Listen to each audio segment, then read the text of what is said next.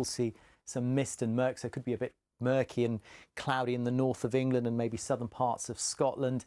But then we do it all over again on Wednesday. Some of that cloud will give way to sunshine, some of it to hazy skies, but on the whole, it's a fine day. And look at that in Glasgow, in the sunshine, up to 26 degrees Celsius. How about that?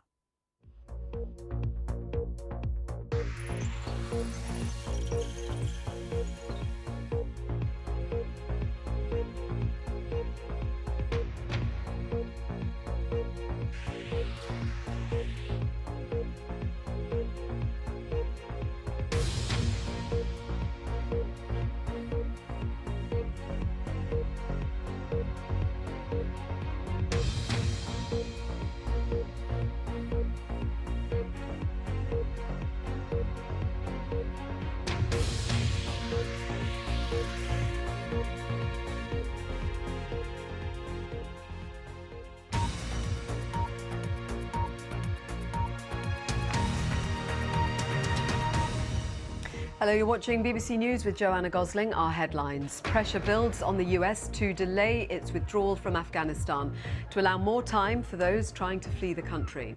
An emergency summit of G7 leaders will discuss the crisis in Afghanistan later. We have to plan on the 31st of August being the last moment. Every day we get after that would be a big bonus, and we would like it. The reality is, unless we get that agreement at the G7 today, many people will be left behind and face reprisals from the Taliban. It comes as the UN Human Rights Chief warns of credible reports of violations in areas of Afghanistan controlled by the Taliban. In particular, we have also received credible reports of serious violation of international humanitarian law and human rights abuses taking place in many areas under effective Taliban control. Disabled and vulnerable adults in England are facing steep rises in charges for their care, BBC research has found. Despite concerns about COVID and a one-year delay, the Paralympic Games are getting underway in Tokyo.